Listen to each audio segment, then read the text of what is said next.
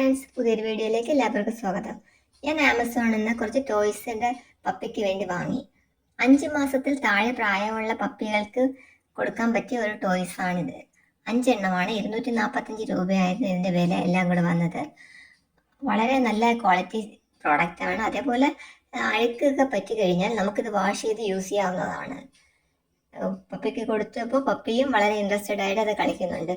ഇവർക്കുള്ളൊരു കുഴപ്പമെന്ന് വെച്ചാൽ ഈ ആദ്യത്തെ പല്ല് പൊഴിഞ്ഞു പോയി പുതിയ പല്ല് വരുന്നത് വരെ ഒരു 5 മാസം വരെ ഇവർ നമ്മുടെയും കടിക്കും. അതേപോലെ വീട്ടിലുള്ള ഫർണിച്ചറും മറ്റുള്ള വസ്തുക്കളിലും എല്ലാം കടിച്ചുകൊണ്ടിരിക്കും.